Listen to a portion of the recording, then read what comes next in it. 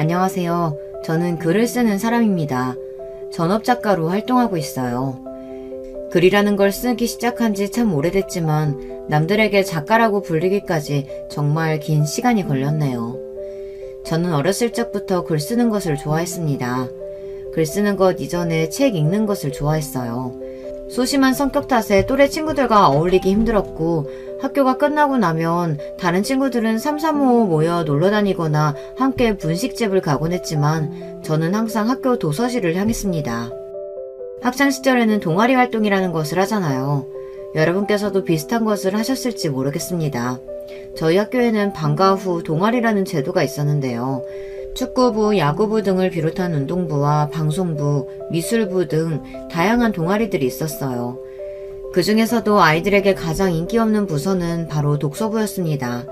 한창 뛰어놀기 좋아하고 호기심 많을 나이에 책은 대부분의 아이들에게 흥미가 없는 대상이었으니까요. 제자리에 가만히 앉아서 빽빽한 글자를 읽는 행위가 그리 즐겁게 느껴지지 않았던 것이죠. 그렇지만 저는 달랐습니다. 아무도 하지 않으려고 하는 독서부에 잦은 지원해서 학창시절 내내 독서부 부장까지 맡아 했어요. 저는 그만큼 책을 좋아했고 점심시간이며 쉬는 시간에도 매일같이 책을 읽었습니다. 그 시절 제가 제일 좋아하는 작가는 기드 모파상이라는 프랑스 작가였어요. 우리에게는 흔히 모파상으로 알려져 있죠. 모파상의 단편집 중 목걸이라는 이야기가 있습니다. 유명한 이야기라 아마 직접 읽어보시진 않았어도 줄거리를 들어보신 분들은 꽤 있으실 것 같아요. 목걸이의 주인공은 마틸드 루아젤이라는 젊고 아름다운 여성입니다. 이 여성은 몹시 허영심이 많은 성격이었어요. 늘 사치스럽고 화려하며 남들에게 떵떵거리며 사는 삶을 동경했어요. 이 마틸드는 부유한 남자와 결혼하기를 꿈꿨습니다. 그렇지만 본인 또한 그리 내세울 것이 없는 집안 출신이었기에 평범한 남자와 결혼을 했어요. 본인이 꿈꾸던 사치스러운 생활과는 거리가 먼 삶을 살고 있었죠. 남편은 비록 부유한 사람은 아니었지만 다정하고 성실한 남편이었어요. 마틸드와 원만한 부부관계를 유지하기를 원했고요. 그렇지만 마틸드는 욕심을 버리지 못했습니다. 마틸드에게는 잔 포레스티라는 친구가 있었는데요. 이 친구는 마틸드가 원하는 부유하고 사치스러운 삶을 사는 친구였습니다. 그렇지만 마틸드는 그 친구를 자주 만나지 않았어요. 그 친구를 만나면 본인의 삶이 불행하게 느껴지고 질투심에 사로잡혔거든요. 그러던 어느 날 마틸드는 파티에 갈 일이 생겼고 집에 있던 아무 옷이나 주워입고 갈 수 없었던 마틸드는 남편을 졸라 남편의 비상금을 털어 새로운 드레스를 사게 됩니다. 거기서 만족하지 못했던 마틸드는 남편에게 드레스와 함께 착용할 보석을 사달라고 해요. 하지만 이미 돈을 다 써버린 남편은 마틸드에게 보석까지 사줄 여유가 없었어요. 당신이 평소에 얘기했던 그 부자친구 포레스트에게 찾아가 부탁해보는 것이 어떻겠느냐고 묻습니다. 마틸드는 그 길로 포레스트에게 찾아가 목걸이를 하나 빌려요. 그 목걸이는 정말 아름답고 비싸 보이는 다이아 목걸이였습니다. 마틸드는 그 목걸이를 찾고 파티에 참석했고 너무나 즐거운 시간을 보내게 됩니다. 새벽같이 파티를 즐기던 마틸드는 술에 잔뜩 취해 마차를 타고 집에 돌아와요. 그리고 다음날 아침 비극이 일어났습니다. 분명 목에 잘 걸려있을 것이라고 생각했던 그 다이아몬드 목걸이가 감쪽같이 사라진 겁니다. 마틸드와 남편은 그 목걸이를 찾기 위해 사방팔방으로 노력했지만 결국 실패했고 자존심 때문에 차마 사실대로 포레스트에게 목걸이를 잃어버렸다 말할 수 없었던 마틸드는 똑같은 목걸이를 찾아서 돌려주기로 합니다. 온 도시의 보석상을 뒤지다 그 목걸이와 비슷한 디자인의 목걸이를 찾게 되었지만 가격이 엄청났어요. 본인들이 살고 있는 집의 가격보다 훨씬 비쌌고 결국 둘은 남편의 아버지가 남겨주신 유산을 모두 사용하고 집을 저당받아 빚까지 내서 그 목걸이를 사게 됩니다. 그렇게 목걸이를 친구에게 돌려준 후 둘에게 남은 것은 어마어마한 빚담이었어요. 그 뒤로 둘은 눈물나는 세월을 보내게 됩니다. 남편은 부업까지 구해 밤낮으로 일하며 돈을 모았고 마틸드도 예전처럼 사치스러운 삶을 추구하지 못하고 한 푼이라도 더 아끼기 위해 악착같이 살게 되었어요. 그렇게 둘은 10년에 걸쳐 죽도록 일해 빚을 다 갚게 되었어요. 그 세월 동안 아름다웠던 마틸드는 마음고생 몸고생으로 폭삭 늙어 예전의 미모를 다 잃게 되었어요. 그러던 어느 날 외출을 나갔던 마틸드는 거리에서 우연히 포레스티에를 만나게 됩니다. 그간의 세월간 빚을 갚느라 정신이 없어 친구를 만나지 못했었거든요. 포레스티에는 처음에는 폭삭 늙어버린 마틸드를 알아보지 못했지만 마틸드가 이름을 말하자 너무나 놀라며 그간 무슨 일이 있었던 거냐고 묻습니다. 마틸드는 이미 다 지난 얘기니 이제 와서 말하지만 사실 그때 네가 빌려줬던 목걸이 잃어버렸다. 그래서 온 보석상을 뒤져 같은 디자인의 목걸이를 사서 돌려주느라 빚더미에 앉았고 지난 세월간 그 빚을 갚기 위해 죽을 만큼 일했다는 사실을 털어놓습니다. 모든 얘기를 들은 포레스티에는 너무나 안타깝다는 표정을 지어요. 사실 포레스티에가 마틸드에게 빌려줬던 그 목걸이는 가짜였습니다. 그것도 무려 가격이 100배나 차이 나는 가짜요. 우리 돈으로 따지자면 마틸드는 500만원짜리 목걸이를 5억짜리 목걸이로 바꿔서 돌려줬던 것입니다. 이야기는 그렇게 끝이 납니다. 정말 너무나 허무한 이야기죠. 만약 마틸드가 목걸이를 잃어버렸다고 친구에게 솔직히 말했다면, 아니 이전에 파티에 차고 갈 보석을 친구에게 빌리지만 않았더라도 그 이전에 분수에 맞지 않는 사치스러운 삶을 쫓지 않았더라면 이 이야기는 어렸던 저에게 참 많은 생각을 하게 만들었어요. 다 알고 있는 내용이지만 저는 모파상의 단편집을 책이 다를 때까지 읽고 또 읽고는 했습니다. 제가 이 이야기를 좋아하게 된 데에는 또 다른 이유가 있었습니다. 학창시절 반에 저를 괴롭히는 여자아이가 하나 있었어요. 심한 따돌림을 하거나 제게 폭력을 휘두르는 것은 아니었지만 그 아이는 언제나 저를 눈의 가시처럼 여겼습니다. 어린 시절 저희 집은 시장에서 반찬 가게를 했었는데요. 당연히 그리 넉넉한 형편은 아니었어요. 올백머리에 알이 커다란 안경을 쓰고 언제나 말도 없이 책만 읽고 있던 저는 반 아이들의 놀림거리가 되기 일쑤였습니다. 그 여자아이는 반에서 가장 예쁘고 집도 잘 살고 항상 돈을 펑펑 쓰고 다니며 본인 자랑만 늘어놓는 아이였어요. 언제나 저에게 반찬 냄새가 난다, 촌스럽다, 네 그 가방은 엄마가 시장바닥에서 주워온 거냐며 시비를 걸고 본인 무리들과 함께 저를 비웃고는 했습니다. 그 아이는 항상 쉬는 시간마다 맨 뒷자리에 앉아 어울리는 무리와 화장품 얘기, 연예인 이야기 등을 하며 수다를 떨었어요. 그 아이를 보며 저는 목걸이의 주인공을 떠올렸습니다. 저는 그 글의 주인공처럼 그 아이가 결국 본인의 허영심 때문에 아주 불행한 결말을 맞았으면 좋겠다고 생각했어요. 마틸드처럼 본인의 사치심과 허영심 때문에 언젠가는 업보를 다 돌려받아 힘든 시간을 보내기를 바랐습니다. 저는 책에서 읽은 이야기를 통해 대리만족을 하고 있었던 겁니다. 졸업 후 건너 절에 듣기로는 그 아이는 포레스티에처럼 부유한 집에 시집갔다고 했습니다. 저는 그 소식을 듣고 부유한 남편과 결혼하고 나서도 본인이 가진 것에 만족하지 못하고 욕심을 내다 파멸로 향하는 그 친구를 상상했어요. 제 상상 속에서 그 친구는 몹시 힘든 삶을 살았습니다. 나름대로의 소심한 복수였어요. 현실 속의 그 친구는 책 속의 주인공처럼 불행했는지 아닌지 알 수는 없었지만 제게 중요한 것은 바로 대리만족이었습니다. 저는 책을 읽으면서 다양한 것들에 대리만족을 했어요. 현실에서는 결코 일어날 수 없는 일들. 책은 저에게 마치 언제나 도피처이자 안식처가 되어주었습니다. 시간이 지나자 저는 책을 읽는 것을 넘어 글을 직접 써보기로 했습니다. 처음에는 간단한 이야기들이었어요. 글도 무턱대고 쓸 수 있는 것이 아니라 많은 배경 지식이 필요한 일이에요. 예를 들어 학교를 다니는 고등학생이 이야기의 주인공이라면 학생들은 학교를 언제 가고 언제 돌아오고 학교에서 무엇을 배우고 그 나이대의 아이들은 보통 어떤 생각을 하며 지내는지 등등의 이런 배경 지식을 알고 있어야 글을 매끄럽게 또 현실감이 느껴지게 쓸 수 있어요. 그래야 사람들이 글에 몰입할 수 있고요. 그래서 저는 제가 알고 있는 것들과 평소에 상상하던 것들을 합친 이야기들을 써내려갔습니다. 예를 들자면 마법학교에 다니는 학생의 이야기였어요. 저는 실제로 학교를 다녔던 경험이 있으니 그 경험에 기반하여 제 상상 속의 마법 세계와 결합한 이야기를 만드는 것이었어요. 그동안 많은 책들에서 읽었던 다양한 설정들이 그러한 것들의 기초가 되어주었어요. 처음에는 가벼운 단편들로 마무리되었던 것들이 시간이 지날수록 점점 길어지고 세계관도 방대해져 갔습니다. 대학은 당연히 문예창작과에 진학했어요. 다행히도 저는 공부를 꽤 잘하는 편이었기에 원하던 대학에 원하던 과에 입학할 수 있었어요.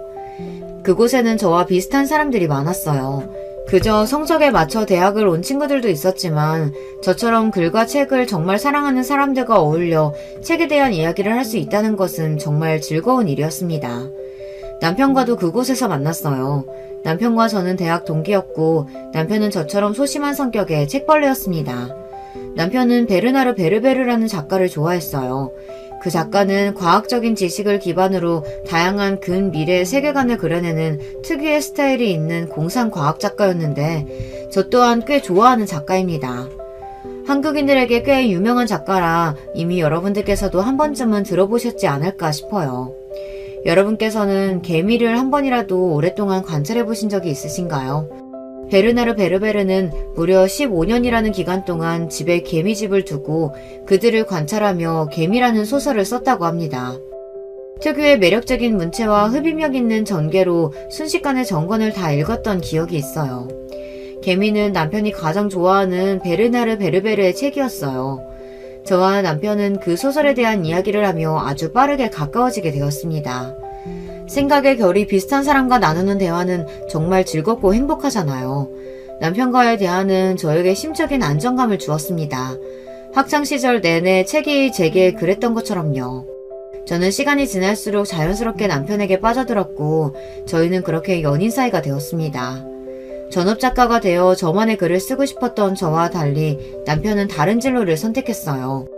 현실적으로 작가가 되어 돈 벌기란 쉬운 일이 아니니까요. 남편은 평범한 회사에 취직해 일을 하기 시작했고 제 꿈을 응원해 주었습니다. 저는 그렇게 글을 계속해서 써내려갔어요. 제가 어렸을 적 그랬듯 누군가에게 안식처가 될 수 있는 글을 쓰고 싶었습니다. 당연히 일은 그렇게 쉽게 풀리지 않았어요. 각종 공모전이며 신춘문예며 원고를 내는 족족 전부 떨어지고 하루 종일 글만 쓰는데 글을 통한 수입이 없으니 먹고 살기가 힘들었습니다.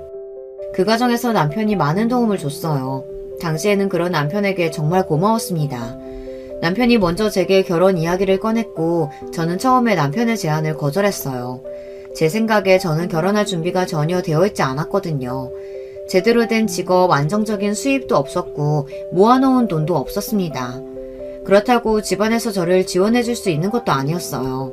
남편은 그런 제게 돈은 결혼해서 같이 모으면 된다. 내가 당신 작가가 될 수 있도록 돕겠다. 당신은 반드시 잘 될 거다. 당신 글 정말 재미있다. 내가 1호 팬이지 않느냐. 난 당신 믿는다며 달콤한 말들을 쏟아냈어요. 저는 그렇게 남편과 결혼을 결심하게 되었습니다. 시부모님께 인사를 드리러 가니 예상한 대로 시어머니께서는 저를 탐탁지 않아 하셨어요. 첫 만남부터 대놓고 제게 제대로 된 직장 수입도 없으면서 결혼했다가 평생 우리 아들 고생만 시키는 거 아니냐고 물으시더라고요. 솔직히 대답할 말이 없었어요. 집안이 잘 살기를 하나, 얼굴이 예쁘길 하나, 성격이 싹싹하길 하나. 제가 보기에도 스스로가 별로였는데 시부모님이 보시기에는 마음에 드는 구석이 하나도 없을 만했습니다. 그래서 식사 자리 내내 제게 모욕적인 말들을 쏟아내시는 시어머니께 한마디 대꾸도 하지 못했습니다. 남편은 어머니가 괜히 저러시는 거라며 결혼한 후에는 아마 안 그러실 거다 애써 저를 위로했지만 마음이 참 복잡했습니다. 자식 이기는 부모 없다고 남편이 제가 아니면 절대 결혼하지 않겠다 고집을 부려 결국 저와 남편은 정식으로 부부가 되었습니다.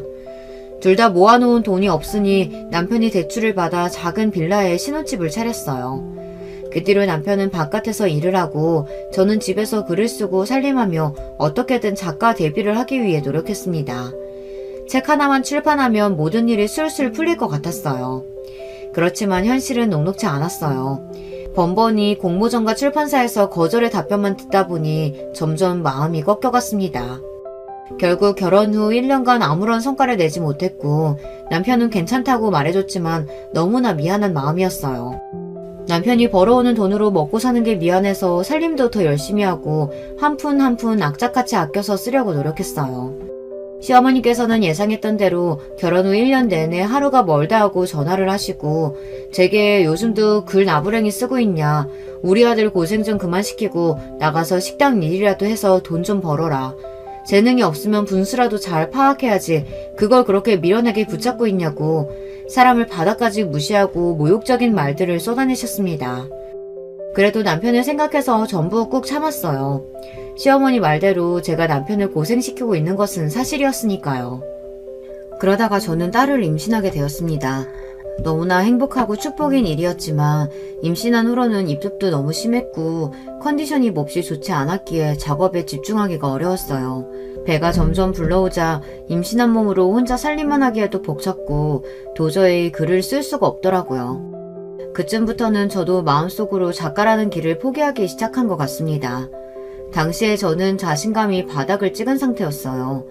모든 공모전과 출판사에서 거절을 당하고 주변에 있는 사람들은 하나같이 안 되는 것을 미련하게 붙잡고 있냐, 너는 재능이 없다며 저를 비난하고 무시하고 그런 상황에 어떻게 흔들림 없이 서 있을 수 있었겠어요.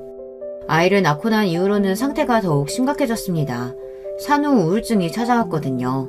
막 태어난 아이는 밤낮 가리지 않고 울어대지 남편은 회사 일로 바쁘지 글을 쓸 시간도 없었을 뿐더러 글도 써지지가 않았습니다. 언제나 저를 즐겁게 해주었던 상상 속 세계가 그 어떤 것보다 더 큰 부담으로 다가왔어요. 한자 한자 싸늘해가는 것 자체가 고통이었고 점점 증세가 심각해져서 환청까지 듣기 시작했습니다. 네가 쓴 글은 최악이야. 네가 쓴 글은 그 어떤 누구도 읽어주지 않을 거야. 글 쓰는 것뿐만 아니라 일상생활도 제대로 유지하기 어려울 정도였고 집은 점점 엉망이 되어갔습니다. 그런 저를 보며 언제나 다정했던 남편도 점점 변하기 시작했어요. 누가 당신한테 작가가 되라고 협박이라도 했냐. 이쯤 했으면 당신도 슬슬 깨달았을 것 아니냐. 왜 그렇게까지 작가가 되려고 하냐. 그 정도면 본인한테 재능이 없다는 걸 인정하라며 언성을 높이는 일이 잦아졌어요. 저는 그렇지 않아도 힘든데 남편까지 저를 몰아붙이니 정말 죽을 것만 같아서 점점 더 구석으로 숨어 들어갔던 것 같아요. 당신만 힘들어? 나도 힘들어. 기껏 하루 종일 밖에서 일하다가 집에 돌아오면 집구석 꼴은 다 어질러져 있고 애새끼는 울고 있고 내가 돈도 벌어오고 청소도 다 하고 다 해줘야 돼? 당신 오늘 씻기는 했어? 당신 같은 여자랑 결혼하는 거 아니었어. 내가 진짜 미쳤었지. 그런 쓰레기 같은 글이나 쓰면서 무슨 대단하신 작가가 되겠다고. 쓸데없는 생각할 시간에 제발 집 청소나 하고 빨래나 좀 돌려. 남편과 저는 서로 아주 대면대면해졌고 서로를 유령 취급하기 시작했어요. 이제 와서 하는 말이지만 당시에 남편을 원망하지는 않습니다. 남편은 제게 할 만큼 했고 충분히 저를 미워할 자격이 있었어요. 당시 저는 마음의 병을 앓고 있었고 남편은 그것을 보듬어줄 만큼의 여유가 없었던 것뿐이죠. 그런 저를 치유해 주었던 것은 다름 아닌 제 딸이었습니다. 그날도 멍하니 어두운 방 안에서 불도 켜지 않고 앉아 있었는데 아이가 막 울기 시작했어요. 그쯤에는 아이 우는 소리에 하도 적응이 돼서 그 소리가 꼭 핸드폰 진동 소리라도 되는 양 귀에 들어오지도 않았습니다. 그러다 퍼뜩 내가 지금 뭘 하고 있지 하는 생각이 드는 거예요. 자리에서 벌떡 일어나 누워있는 아이에게 다가가니 애가 막 자지러지게 우는데 저도 눈물이 펑펑 쏟아졌습니다. 아이를 안아주니 아이가 그 작은 손으로 어떻게든 살아보겠다고 제 가슴을 막 쥐는데 말로 형용할 수 없는 감정이 들었어요. 그 다음날부터 나가서 조금씩 운동도 하고 병원에 다니며 상담도 받고 약도 먹기 시작했습니다. 당시에 저는 정말 심한 우울증이었어요. 의사가 제게 당장이라도 극단적인 선택을 해도 이상하지 않을 상태였다. 스스로 틀을 깨고 나와 병원을 찾아온 것은 정말 대단하다고 하더라고요. 우울증은 마음의 감기라고들 하죠. 그렇지만 차이점이 있어요.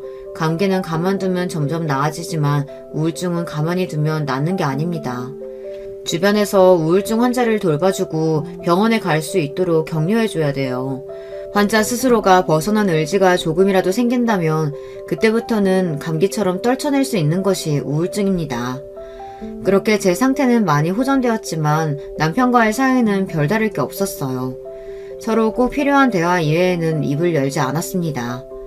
그동안 저를 위해 고생한 남편에게 미안한 마음도 있었지만 저에게 쏟아냈던 그 폭언들이 자꾸만 떠올라 도저히 아무 일도 없었던 것처럼 예전으로 돌아갈 수가 없었어요.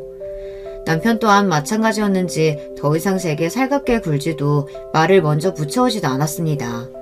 대신 이제 몸이 좀 괜찮아진 것 같으니 나가서 일을 좀 해보라는 제안을 하더라고요. 그렇게 저는 집안 마트에서 계산원으로 일하기 시작했어요. 낮에는 나가서 기계적으로 일을 하고 퇴근하고 돌아오면 아이를 돌보고 남편 저녁밥을 차렸습니다.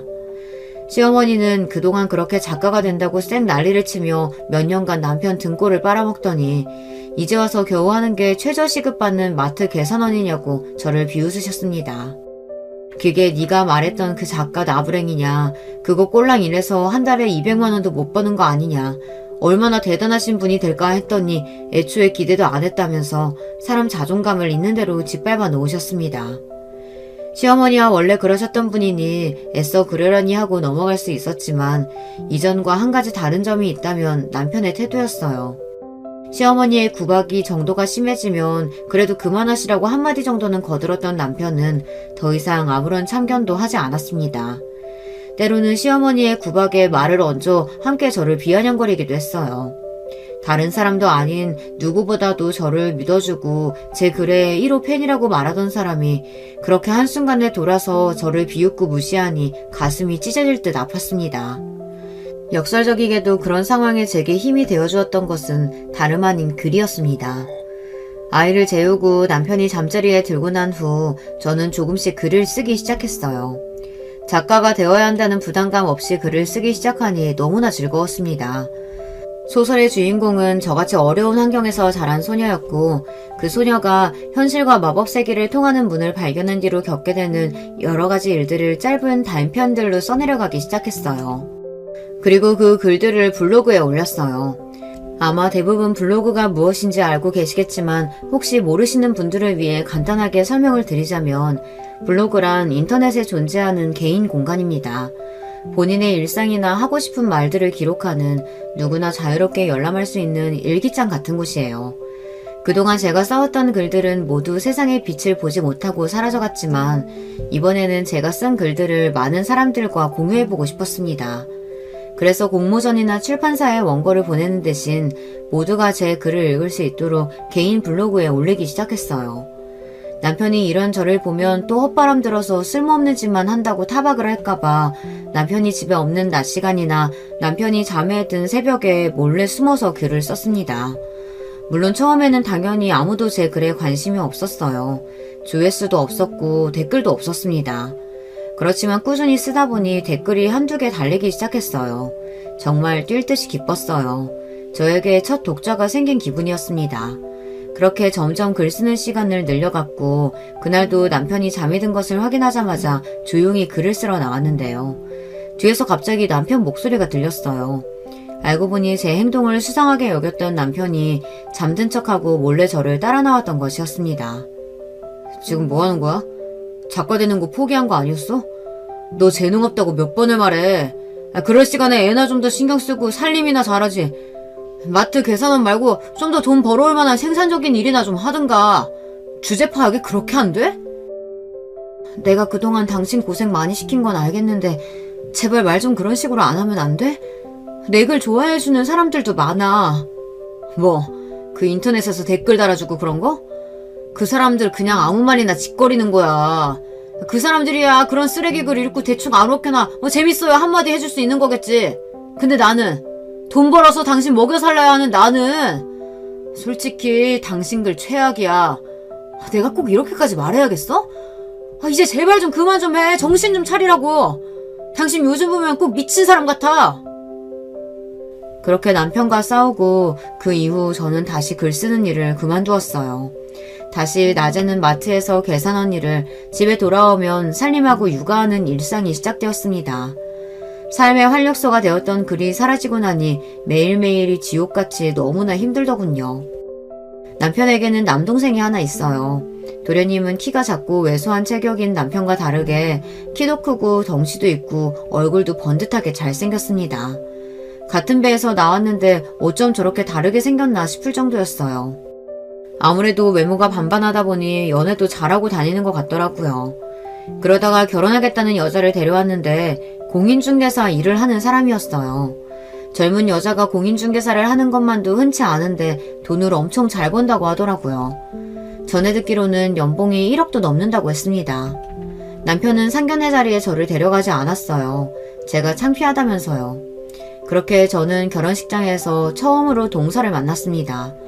동서는 말도 너무 잘하고 싹싹한 것이 척 봐도 일을 참 잘하겠다 싶었어요. 저랑 모든 면에서 너무나 비교되는 며느리였습니다. 얼굴도 예쁘고 돈도 잘 벌고 시부모님한테도 싹싹하게 잘하고 남편도 저와 비슷한 생각을 했는지 저를 옆에 두고 연신 도련님께 결혼 잘했다, 부럽다 말하는데 쥐구멍이 있다면 숨고 싶은 심정이었어요. 그 이후로 시어머니께서는 대놓고 저와 동서를 차별하기 시작했습니다. 시어머니 그런 행동이 이해가 가지 않은 것은 아니에요. 어디 하나 마음에 드는 구석 없는 저보다 당연히 동서가 더 예뻐 보이기는 하셨겠죠. 돈 잘 버는 동서는 통이 커서 명절이나 가족 행사 때마다 비싼 선물을 하나씩 사들고 왔고 그럴 때마다 남편과 시어머니는 저와 동서를 비교하며 비아냥거리거나 화를 냈습니다. 집에 돌아가는 길 내내 차에서 남편에게 자기가 결혼을 얼마나 잘못했는지 저라는 인간이 얼마나 최악인지에 대한 이야기를 계속 듣고 있으려니 정신이 나갈 것 같았어요. 그렇지만 가장 비참했던 것은 그런 이야기들을 들으면서도 제대로 한마디조차 반박할 수 없는 저 스스로의 처지였습니다.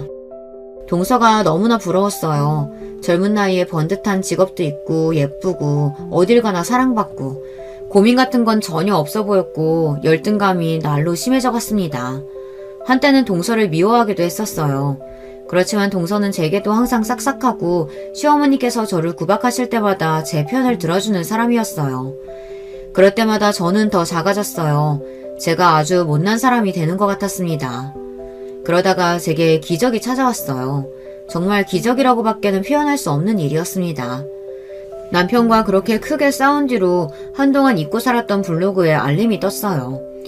글을 안 올린 지 한참인데 누가 댓글을 달았나 싶어 들어가 보니 정식 연재를 제의하고 싶다며 사이트 주소와 연락처를 남겨놓고 갔더라고요.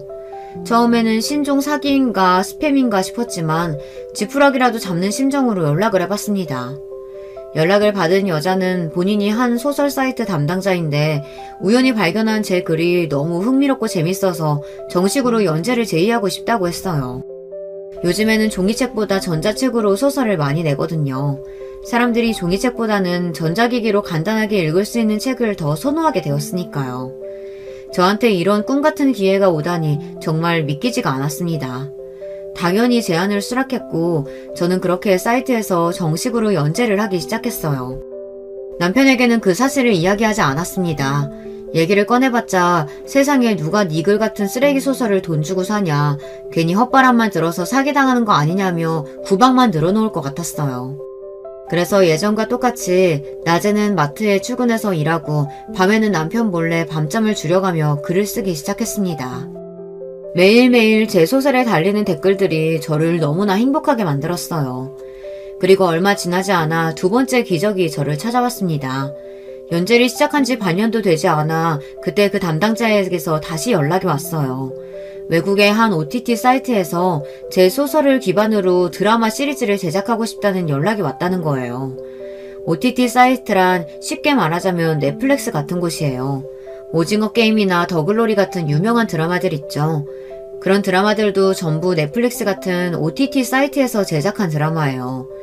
담당자는 제게 이런 경우가 종종 있긴 한데 이렇게 연재 시작한 지 얼마 안 돼서 그것도 이렇게 큰 회사에서 연락이 온 건 처음이라며 너무 축하한다는 말을 전했습니다. 미팅 자리에 나가서 이야기를 듣는데 정말 구름 위를 둥둥 떠다니는 기분이었어요. 어떻게 나한테 이런 기회가 찾아왔을까? 내가 지금 꿈을 꾸고 있는 게 아닌가? 그 많고 많은 소설들 중에 어떻게 내 작품이 선택받은 걸까? 제가 혼자서 머릿속에 그려왔던 이야기들이 드라마화가 되어 눈앞에 펼쳐진다는 사실만으로도 너무 황홀한데 금액이 정말 상상 초월했습니다. 이렇게 돈을 많이 준다고 말이 되나 싶은 생각이 들었어요. 드라마는 총 3기로 기획되었어요. 처음 계약금은 이 정도였지만 드라마가 얼마나 많은 인기를 얻는지에 따라 새로운 기수도 추가될 수 있고 저에게도 개런티가 더 많이 들어온다고 했습니다. 이 돈만으로도 충분히 차고 넘치는데 여기서 돈이 더 들어온다니 이게 꿈인가 생시인가 싶었어요. 솔직히 계약을 마칠 때까지만 해도 실감이 나질 않았는데 통장에 찍힌 어마어마한 금액을 두 눈으로 확인하니 그제서야 실감이 확 났습니다. 이 사실을 가장 먼저 알린 사람은 남편도 아니고 시부모님도 아니고 바로 동서였어요. 동서가 시어머니께서 절 구박할 때마다 제 편을 들어줬다는 이야기 잠깐 했었죠. 동서도 고충이 많은 사람이었어요. 젊은 여자가 혼자서 공인중개사 일을 하는 것이 아무래도 쉬운 일은 아니잖아요. 만만해 보인다며 무시하는 사람들도 많았고 이상한 고객들을 만나기도 했고 다 성사된 계약이 엎어지기도 하고 동서와 서로 겪는 고충들을 솔직하게 이야기하고 지내면서 많이 친해졌거든요. 예상대로 동서는 제 계약 소식에 마치 본인 일이라도 되는 양 몹시 기뻐해 주었어요. 어떻게 그런 말도 안 되는 일이 다 있냐. 정말 너무 신기하다. 그럼 이제 형님께서 쓴 글로 드라마가 나오는 거냐. 본인도 너무 보고 싶다며 호들갑을 떠는 동서에게 그간 내 푸념도 들어주고 항상 내 편 들어줘서 고마웠다고 밥 한 끼 사겠다고 했어요. 그렇게 간만에 비싼 레스토랑에서 동서와 식사를 하게 되었고 동서는 남편과 시어머니께는 언제 이야기하실 생각이냐 물어왔습니다. 글쎄, 나도 잘 모르겠어. 어떻게 이야기를 꺼내야 할지. 이런 말 하기 좀 그렇지만 얘기 안 하시는 게 나을 수도 있어요. 왜 그렇게 생각하냐 묻자 동서는 요즘 시어머니 때문에 스트레스가 심하다고 말했습니다. 결혼 후 비싼 선물을 자주 사두고 찾아갔더니 이제는 아예 본인에게 돈을 맡겨놓은 것처럼 구신다면서요. 아마 형님께서도 돈이 있다는 티를 내면 이거 해달라 저거 해달라 귀찮게 구실 거다. 매번 거절하기도 어렵고 곤란하다며 한숨을 푹 쉬는데 속으로 좀 놀랐어요. 저는 시어머니께서 마냥 동서를 예뻐하시기만 한다고 생각했는데 그런 속사정이 있는 줄은 정말 몰랐거든요. 그날 집에 돌아가 동서에게 큰 돈은 아니지만 살림의 보태라며 돈을 조금 송금해줬고 동서는 이렇게 큰 돈을 어떻게 받냐며 다시 돌려주겠다 했지만 저는 됐다. 그동안 혼자서 시어머니 상대해준 값이라고 생각해라 말했습니다. 일단은 동서의 조언대로 한동안 이 사실을 숨겨야겠다고 생각했습니다. 맡은 계산원 일은 그만뒀어요. 그 시간에 집에서 글을 더 쓰기 시작했습니다. 제 글을 찾아주는 사람이 많아질수록 자신감과 자존감이 날로 높아졌어요. 남편이 제게 뭐라고 구박을 하든 말든 신경도 쓰이지 않게 되었죠. 일상이 즐거워지니 항상 웃는 낯이었고 겉모습도 가꾸게 되었습니다. 남편은 그런 제 긍정적인 변화가 영 눈에 거슬리는지 괜히 시비를 걸어오고는 했어요. 저는 그런 남편에게 아무런 대꾸도 하지 않았습니다. 그쯤부터 우리는 부부가 아니라 그냥 한 집에 사는 사람이었어요. 남편은 외박하는 날이 잦아졌고 저는 그런 남편이 신경 쓰이기는커녕 그럴수록 더 편하게 작업을 할 수 있어 좋았습니다. 그러던 어느 날이었어요. 그날도 남편은 밖에서 뭘 하는지 새벽까지 집에 들어오지 않았어요. 저는 편한 마음으로 글을 쓰고 있었죠. 그런데 갑자기 머리가 깨질 듯이 아프더니 눈앞이 어질어질해졌고 그렇게 순식간에 의식을 잃었어요.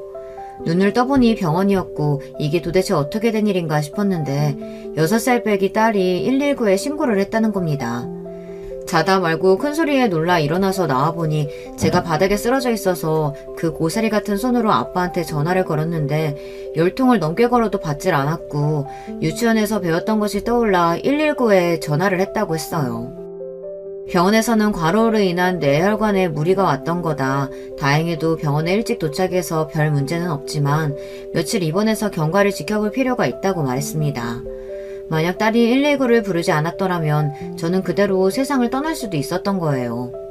남편은 다음날 밤이 되어서야 회사를 끝마치고 병원을 찾았고 저를 보자마자 처음으로 뱉은 말이 멀쩡해 보이는데 뭘 입원까지 하냐 였습니다. 시어머니도 마찬가지였어요. 하여간 돈도 못 버는 게 별 난리 브루스를 다 떤다면서 입원하면 애는 누가 돌보고 우리 아들 밥은 누가 해먹이냐고 화를 내시더라고요. 정말 너무 서럽고 원망스러웠지만 그래도 거기까진 어느 정도 참아보려고 했습니다. 태어난 다음 날이 바로 동서 생일이었어요. 다른 행사였으면 몸이 좋지 않아서 못 가겠다고 빠졌을 텐데 그래도 동서 생일 자리에는 참석하고 싶더라고요. 모임을 어디서 하나 보니 그 짠순이인 시어머니께서 소고기를 사주신다고 갈비집에서 모인다고 했어요. 어쩐지 다른 행사였으면 일찍부터 제게 와서 요리해라 청소해라 일을 시키셨을 분이 먼저 연락 한 통 안 한다 싶었더니 제 입으로 들어가는 소고기는 한 점도 아까우셨던 모양이었습니다. 곰곰이 제 생일 땐 어땠나 떠올려보니 시어머니께서 뭘 사주시기는커녕 축하한다는 말 한마디조차 해주시지 않았어요. 모임 자리에 도착하자 시어머니께서는 몸도 안 좋은 애가 뭐하러 왔냐. 그래도 소고기는 얻어 먹어야겠냐. 눈치가 있으면 적당히 주워 먹고 가라며 대놓고 구박을 하셨고 기분이 참 이상하더라고요. 게다가 그날따라 시어머니 구박이 도를 지나칠 정도였어요. 말끝마다 돈도 못 버는 년이 주제도 모르고 분수 파악도 못하고 그런 쓰레기 같은 글 나부랭이나 쓰면서 우리 아들 등골이나 빨아먹는다. 그에 반해 작은 아가는 얼마나 예쁘냐. 이번에 차도 바꿔줬다 자랑하는데 딱 봐도 동서는 사줄 맘도 없는데 뜯어낸 게 분명해 보였습니다. 소고기를 사주시는 것도 큰 거 받아먹었으니 이 정도는 해준다 선심 쓰는 것처럼 보였고요. 그나저나 애가 아빠는 하나도 안 닮고 클수록 너를 너무 닮았어. 말도 안 듣고 무슨 애가 저렇게 애교도 없고 예쁜 구석이라고는 하나도 없는지. 나중에 커서 너처럼 사람 구실 제대로 못하고 남자 등골이나 빨아먹는 거 아니냐? 어머니 그게 무슨 말씀이세요? 그만하세요. 애 이제 말 다 알아들을 나이에요. 아직 초등학교도 안 들어간 애한테 그게 하신 말씀이세요? 내가 뭐 틀린 말 했냐? 너 닮아서 돈도 제대로 못 버는 쓸모없는 인간 될까봐 그렇지. 그러는 어머니는 얼마나 모범적이라고 그러세요? 돈 잘 버는 게 다가 아니에요. 어머니랑 애아빠 닮아가지고 물질적인 걸로 사람 차별하고 잘못된 가치관 가진 아이를 자랄까봐 전 그게 더 걱정이네요. 너 지금 뭐라 그랬냐? 지금 말 다 했어? 그럼 달에 꼴랑 200만 원도 못 받는 연봉 2천만 원 계산원이랑 연봉 1억 받는 전문직이랑 뭐 똑같게라도 하다는 말이야? 돈을 못 벌면 자존심이라도 굽힐 줄 알아야지. 돈도 못 버는 게 어디서 큰 소리야?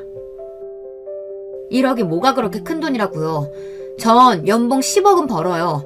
아니 앞으로 그것보다 훨씬 더 벌걸요? 얘가 맨날 글만 쓰다가 정신이 나갔나? 지금 뭔 소리 하는 거야? 동서한테 물어보세요. 제가 정신이 나간 건지 그쪽이 정신이 나간 건지. 그리고 저 이혼하겠습니다. 그렇게 잘나신 아들 반품해 드릴게요. 그러니 평생 동안 끼고 잘 살아보세요, 아줌마. 전 그렇게 어안이 벙벙해 보이는 남편과 시어머니를 뒤로한 채 딸을 데리고 자리에서 일어났습니다. 집에 돌아와서 짐을 챙기고 있으니 얼마 지나지 않아 남편이 돌아왔어요. 남편은 도대체 그게 다 무슨 소리냐, 동서한테 다 들었다.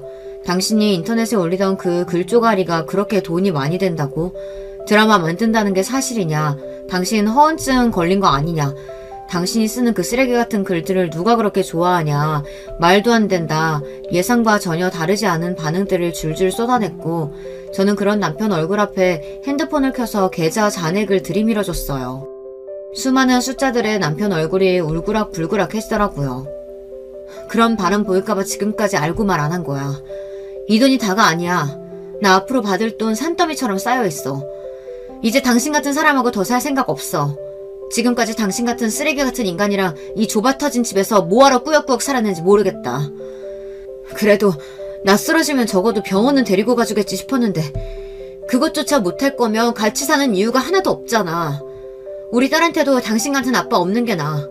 당신 그동안 딸 유치원 행사며 놀이동산이며 한 번이라도 애 데리고 나가본 적 있어? 쓰레기 같은 건 내 글이 아니라 당신이라는 인간 그 자체야. 그래도 한때는 서로 믿고 살았던 정이 있으니 그 긴 세월 동안 나한테 폭언하고 시어머니의 구박을 방조하고 딸 육아 나 몰라라 했던 것들 너그러이 위자료 청구 안 하겠다. 이 집도 차도 더러워서 그대로 당신한테 다 두고 가겠다. 대신 양육권 내놔라. 어차피 당신 애 제대로 키우지도 못할 테니 이혼 서류 보내면 얌전히 도장 찍어서 보내라 말하자 남편은 노발대발하며 말도 안 되는 소리 하지 말라고 소리를 질렀습니다.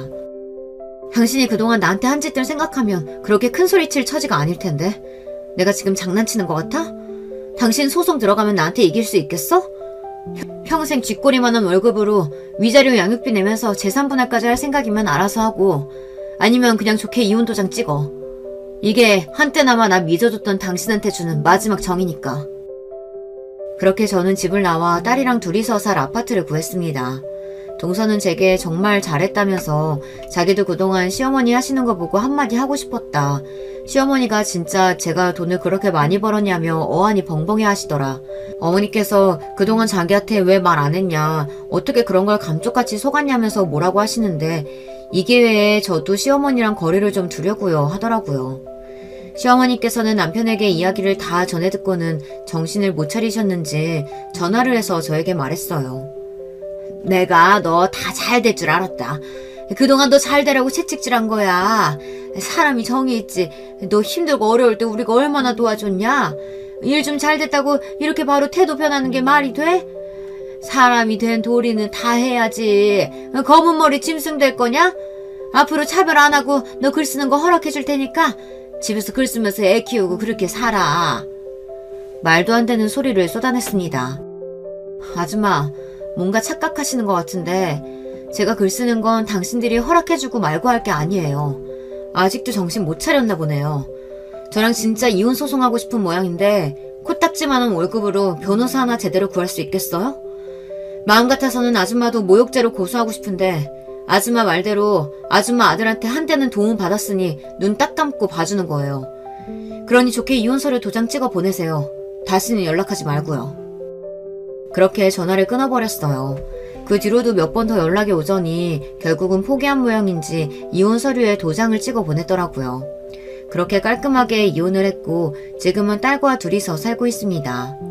남편과 셋이 살던 그 구질구질한 집보다 훨씬 깔끔하고 크고 무엇보다도 주변에 제 자존감을 깎아먹는 사람들 없이 편하게 지낼 수 있어서 너무 행복해요. 얼마 전 방영된 드라마는 예상보다 더 인기가 많아서 다음 기수 제작이 확장되었고 예전 같으면 정말 상상도 못할 수준의 돈이 계좌에 들어오고 있습니다. 이제 곧 지금 쓰는 작품을 마무리하고 차기작을 준비해 볼 생각이에요. 예전에는 제발 제 원고 좀 봐달라고 출판사들을 돌아다니며 사정해도 아무도 제게 관심을 주는 곳이 없었는데 이제는 출판사들에서 먼저 저와 책을 내자고 연락이 오는 상황이라니 사람 인생은 진짜 모르는 거네요. 제가 이렇게 좋은 집에서 먹고 살 걱정 없이 제가 쓰고 싶은 글 쓰면서 행복하게 살 거라고는 정말 상상도 하지 못했었어요.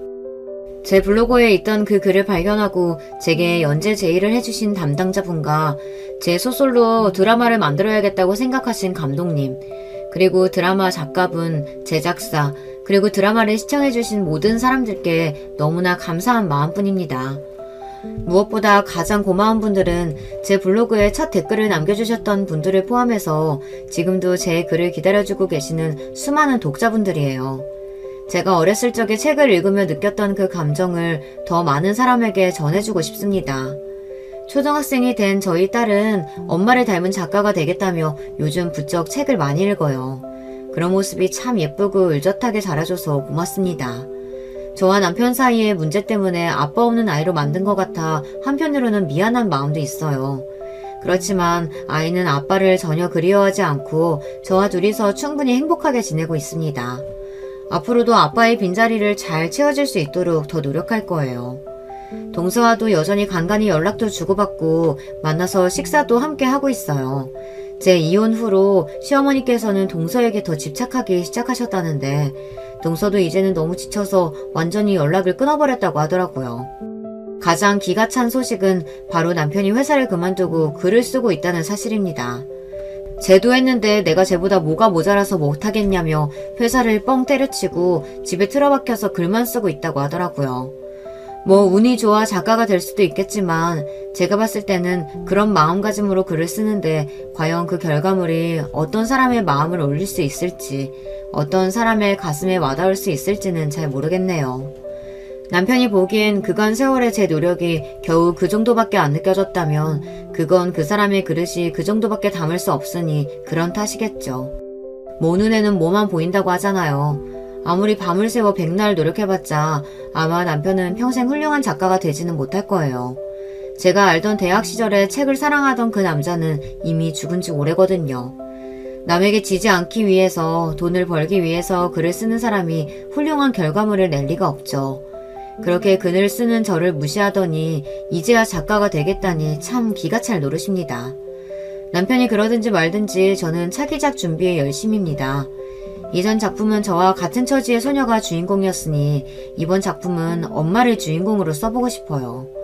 어떤 내용을 쓰게 될지는 아직 고민 중입니다. 남편과의 갈등이 주제가 되어도 재미있을 것 같아요. 조금 더 현실성을 담아서요. 그동안 힘든 세월을 보내왔던 것이 전부 다 이런 행복을 맞이하려고 그랬던 것 같습니다. 돈이 많고 여유로운 삶도 좋지만 무엇보다도 행복한 것은 제 이야기를 수많은 사람들이 원하고 읽어주고 공감해준다는 사실이에요. 제가 작가가 되려고 했던 것은 누군가의 안식처가 될 수 있는 글을 쓰고 싶어서였는데 점점 더 제 목표에 가까워지고 있는 것 같습니다. 인터넷 연재가 책 출판보다 좋은 점이 있다면 독자들과 쌍방향적인 소통을 할 수 있다는 사실이에요. 독자들의 반응을 실시간으로 알 수 있고 그 반응에 저 또한 답해줄 수 있으니까요. 물론 항상 좋은 반응들만 돌아오는 것은 아니기에 비난에 상처받고 마음이 아플 때도 있습니다. 그렇지만 그런 악플들 사이에 작가님 글 덕분에 한 주를 살아갈 기운을 얻는다는 말, 너무 재미있다는 말, 팬이라는 말 한마디 한마디가 제가 다시 글을 쓸 원동력이 되어주는 것 같아요. 원글을 쓰려고 막힐 때마다 그저 가볍게 마음을 털어내려고 썼던 글인데 쓰다 보니 일기처럼 제법 길어졌네요.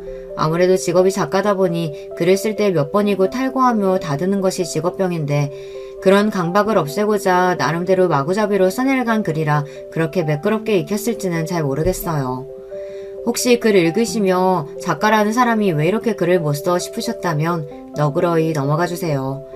이렇게 짧다면 짧고 길다면 긴 제 인생 이야기가 끝이 났습니다.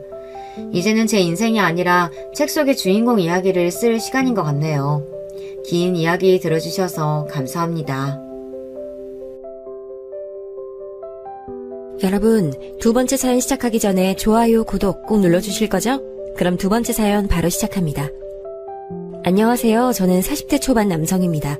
얼마 전 친구와 그간 있었던 일들에 관해 이야기하다가 유튜브에 한번 보내보란 말을 듣고 이렇게 사연을 보내게 됐습니다. 저는 현재 작은 파출소에서 경장으로 복무하고 있는 경찰입니다. 전 원래부터 경찰이 되고 싶었던 사람은 아니었어요. 처음엔 모두가 그렇듯 저도 번듯한 회사에 취직해 회사원으로 발을 내디뎠죠. 그런데 생각했던 것과 다르게 회사 생활이 저랑 잘 맞지 않았습니다. 그 때문에 회사에 다니는 내내 적응을 잘 못했어요. 매일 억지로 회사에 다니던 저는 뒤늦게 다른 직업으로 시선을 돌렸는데요. 그런 제 눈에 들어온 건 공무원이었습니다. 저는 항상 사람들에게 도움되는 일을 하고 싶었거든요. 그래서 공무원 중에서도 직접 사람들에게 도움이 될 수 있는 경찰을 택했고 시험에 응시했습니다. 전 그때나 지금이나 체력 하나는 자신 있었습니다. 그래서 남들이 가장 힘들어하던 체력 검정에서 높은 점수를 받았죠. 덕분에 수월하게 경찰 시험에 합격했고 저는 순경이 됐습니다. 처음엔 익숙하지 않은 업무에 허둥대는 일도 많았지만 회사에 다닐 때와 다르게 저는 곧 파출소 업무에 잘 적응했습니다. 파출소 업무는 회사 업무와 많이 달랐습니다. 회사는 딱딱하게 자신이 맡은 일만 했다면 파출소에선 동료들과 함께 협력해 직무를 수행할 때가 많았죠. 그럴 때마다 저는 같은 팀으로 함께 일한다는 즐거움을 느낄 수 있었습니다. 물론 몸이 많이 피곤할 때도 있었습니다. 하지만 도움을 드린 시민분들께 고맙다는 인사를 들으면 뿌듯함에 몸이 금세 가뿐해지더군요. 그렇게 순경이 된 지 반년이 채 안 됐을 때 대학교 친구로부터 연락이 왔습니다. 그리고 한단 말이 저보고 여자 소개 받아보지 않겠냐는 거예요. 성수야, 너 여자 소개 안 받을래? 내가 알기로 너 전 여친이랑 헤어진 지 몇 개월 된 걸로 아는데 이제 슬슬 새로운 사람도 만나고 해야지. 이 형님이 네 생각해서 딱 너한테 맞는 여자분 소개해 줄 테니까 고마워해라. 갑자기 전화해선 무슨 소리야 그게. 난 아직 다른 사람 만날 생각 없으니까 나 말고 딴 사람한테나 소개해줘. 야, 그러지 말고 한번 만나보기만 해. 진짜 좋은 사람이야. 그렇게 좋은 사람이면 네가 만나던가 왜 나한테 소개해 주려고 하는데? 경찰 시험을 보기 전 회사원일 때 제겐 여자친구가 있었습니다. 하지만 그때 저는 제 성격에 맞지 않는 회사 생활에 적응하느라 스트레스를 많이 받고 있었기 때문에 여자친구를 잘 챙겨주지 못했어요. 그래서 자주 싸우다가 결국 헤어졌습니다. 이후 전 누군가를 만난다면 상대방에게 제대로 집중할 수 있는 상태에서 만나겠다고 다짐했죠. 그런데 이때 전 순경이 된 지 반년도 안 된 상태라 누군가를 만날 여력이 되지 않았어요. 그래서 친구의 제안이 전혀 반갑지 않았습니다. 그리고 결정적으로 제게 여자를 소개해주겠다던 친구는 저와 많이 친한 사이도 아니었는데 오랜만에 연락 와서 갑자기 여자를 소개해주겠다는 게 이상했습니다. 그래서 저는 탐탁지 않은 기분에 계속 소개를 거절했죠. 오랜만에 연락해서 한다는 말이 갑자기 여자 소개냐? 난 진짜 관심 없으니까 전화 끊자. 아이, 딱 한 번만 만나봐. 내가 너랑 소개해주겠다고 이미 말 다 해놓은 상태란 말이야. 진짜 내가 이렇게 부탁한다. 내가 식사 비용도 다 내줄게. 그냥 한 번 만나만 주라, 성수야. 제가 몇 번이나 거절했지만 친구는 정말 끈질기게 매달리더군요. 어쩔 수 없이 비번인 날짜를 알려주고 약속을 잡았습니다. 다음부터는 절대로 이런 부탁 받아주지 않을 거라고 친구에게 단단히 일러준 뒤에 말이죠. 약속 당일 저는 시간에 맞춰 약속 장소에 나갔습니다. 크게 기대가 없었던 터라 예의를 지키는 선에서만 차려입고 상대방을 기다리고 있었죠. 그런데 약속 장소에 나온 여성분을 보고 깜짝 놀랐습니다. 어떻게 이렇게나 완벽히 제 이상형에 딱 맞는 사람이 있을까 싶더라고요. 안녕하세요. 혹시 민성수 씨세요? 저 소개받고 나온 이미연이라고 해요. 아, 안녕하세요. 저 욱제 친구 민성수라고 합니다. 잘 부탁드립니다. 저도 잘 부탁드려요. 와, 성수 씨 사진으로 본 것보다 훨씬 미남이세요. 칭찬 감사합니다.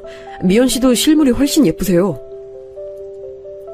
저는 그날 처음 만난 여성분과 정말 좋은 시간을 보냈습니다.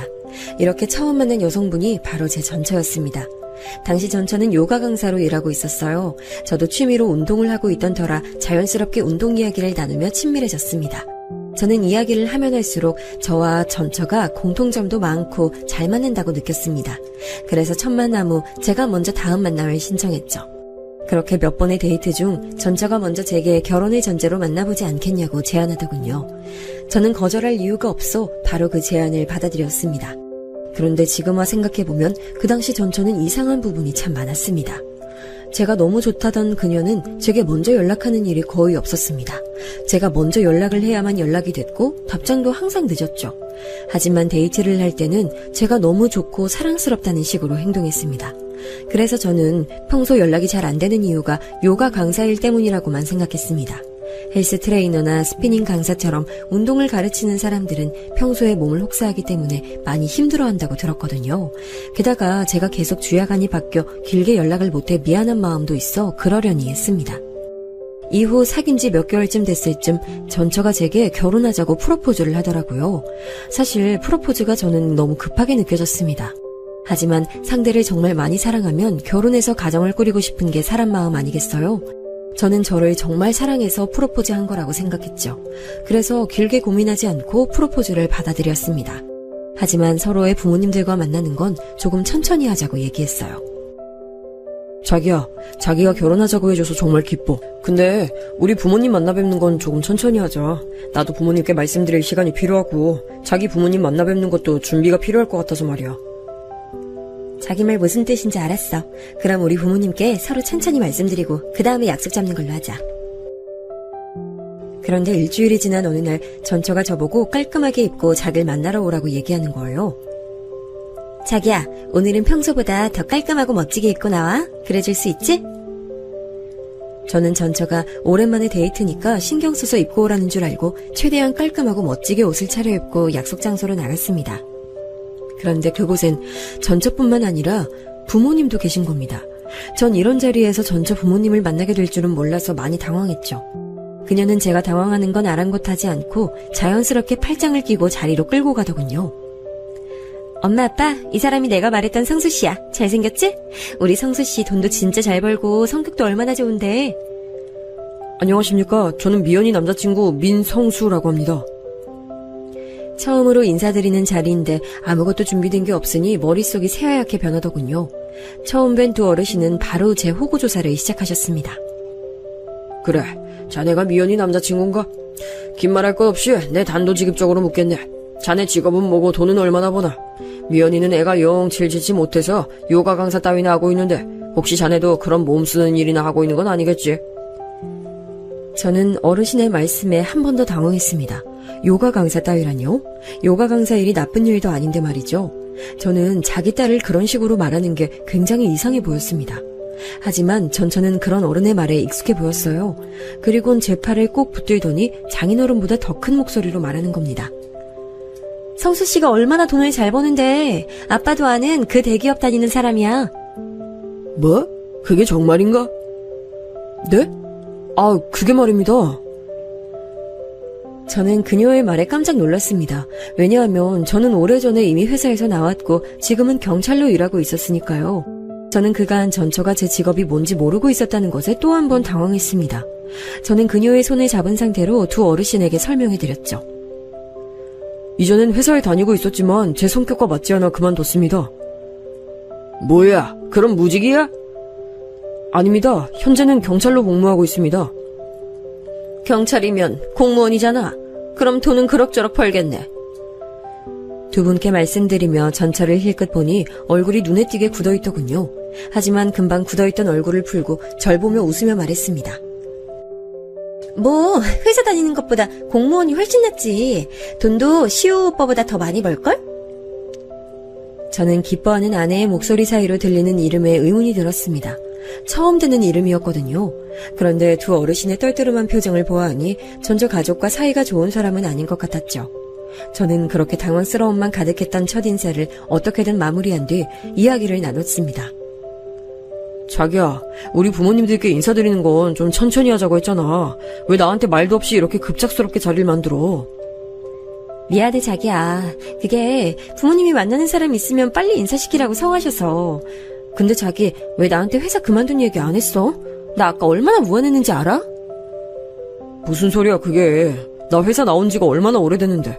나 자기 처음 만났을 때부터 이미 경찰이었어. 욱지한테 못 들었어?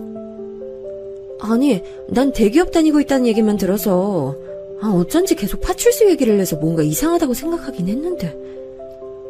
자기야, 그럼 물어보지 그랬어. 난 자기가 별말이 없어서 내가 경찰인 거 알고 있는 줄 알았어. 됐어. 그러니까 지금 물어보지 않은 내가 잘못이라는 거지?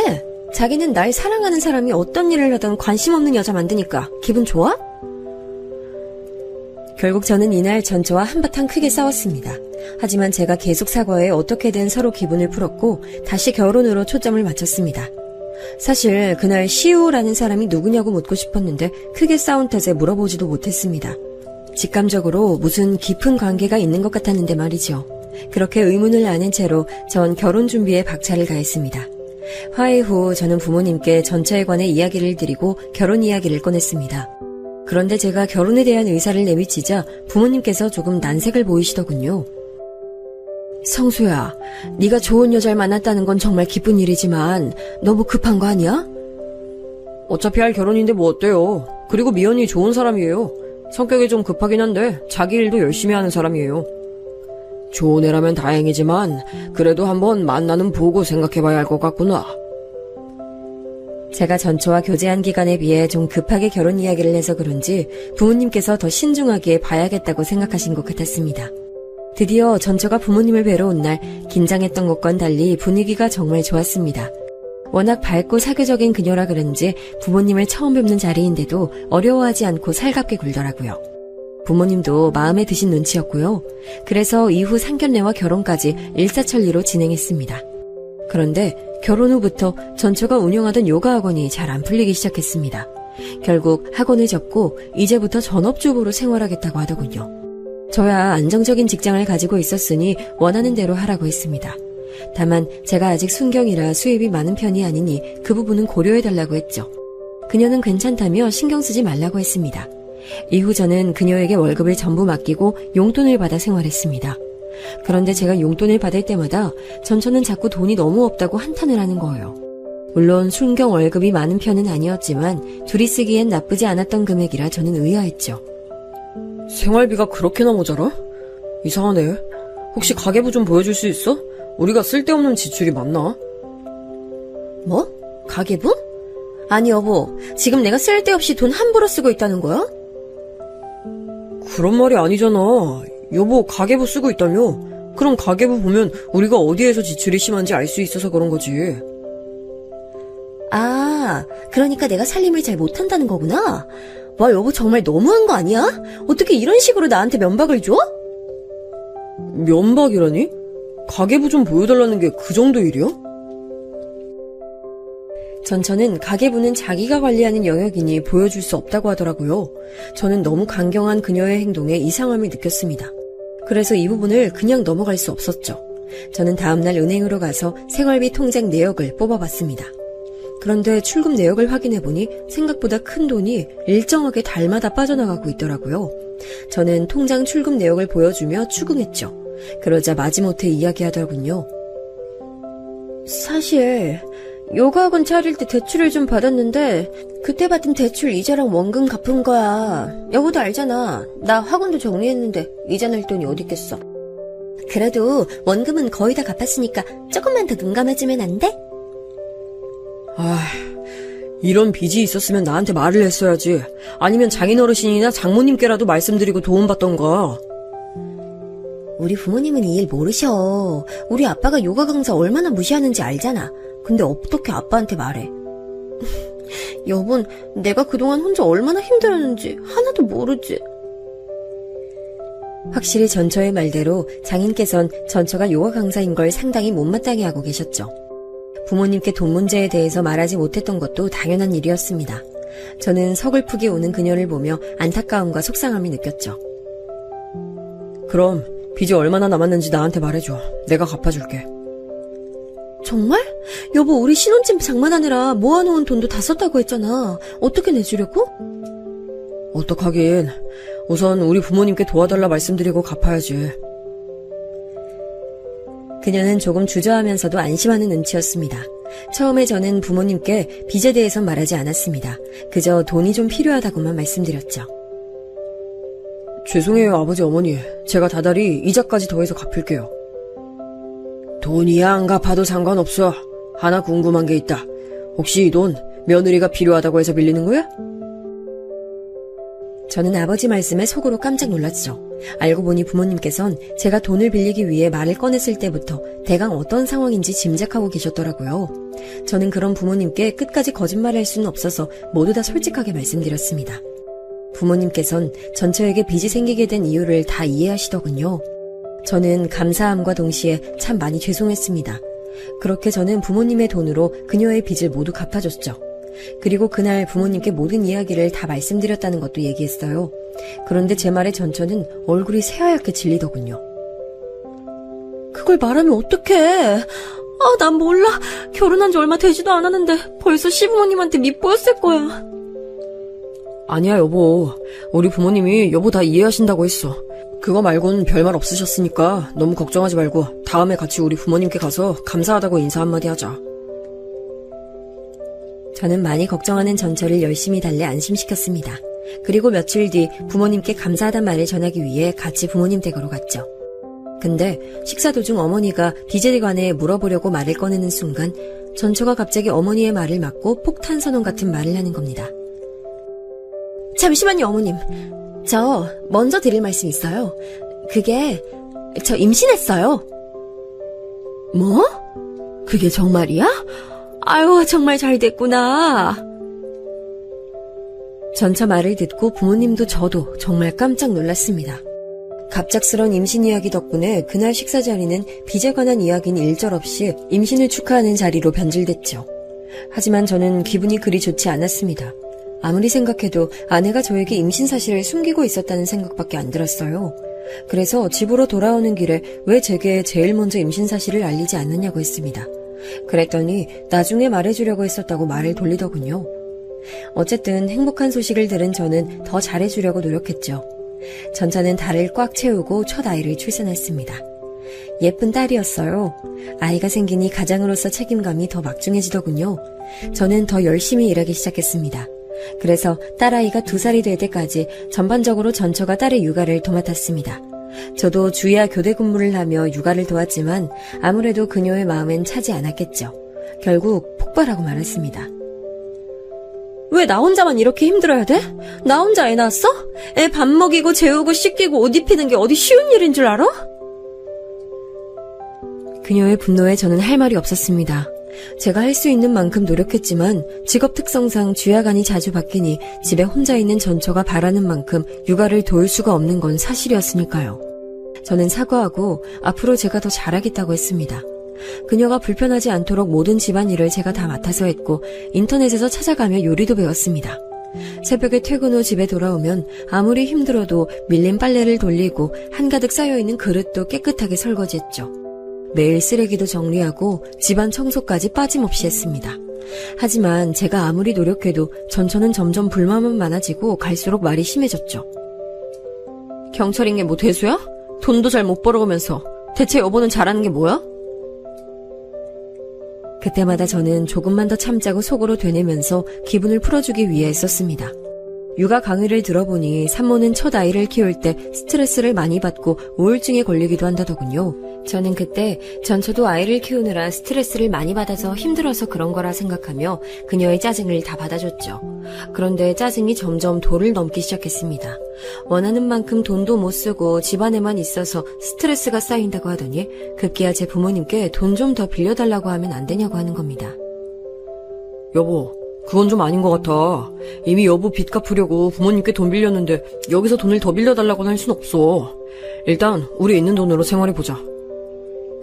여보, 빚 갚아주신 거 감사하긴 한데 이제 그 이야기 그만하면 안 돼? 그리고 내 빚이라니.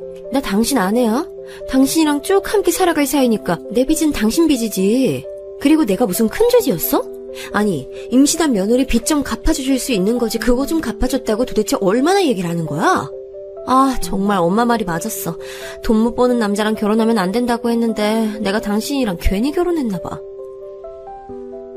전처는 아무렇지도 않게 모진 말을 내뱉더니 자신의 신세를 한탄하며 울더군요. 저도 그녀의 말에 너무 화가 났지만 동시에 울고 있는 전처의 모습을 보니 참 속상했습니다. 전 어떻게든 그녀를 달래고 이야기하며 잘 풀어보려고 했지만 아예 제 말은 들은 척도 안 했습니다. 그날 이후 딸이 4살이 될 때까지 우리는 냉전 상태로 지냈습니다. 물론 그 사이에 저는 대화 좀 하자고 말도 꺼내고 시험을 봐서 경장으로 올라가면 월급이 더 늘어날 테니 조금만 참아달라고 하며 마음을 풀기 위해 노력했습니다. 하지만 그때마다 제게 이렇게 말하더군요. 여보, 그냥 경찰 그만두고 다시 회사 들어가면 안 돼? 그게 무슨 말이야? 내가 경찰을 왜 그만둬? 연차 쌓이면 돈 더 많이 들어온다니까. 그게 다 무슨 소용이야. 지금 당장 돈이 없잖아. 난 당신이 돈 많이 버는 줄 알고 결혼한 건데 이거 완전 사기 결혼이야. 사기 결혼 당했어. 지금 사기 결혼이라고 했어? 아무리 그래도 할 말이 있고 못할 말이 있지. 우리 집이 네 빚 다 갚아준 건 잊었어? 결혼 전에 빚 이야기는 한마디도 안 해놓고 그렇게 따지면 나야말로 사기 결혼이지. 정말 지겨워.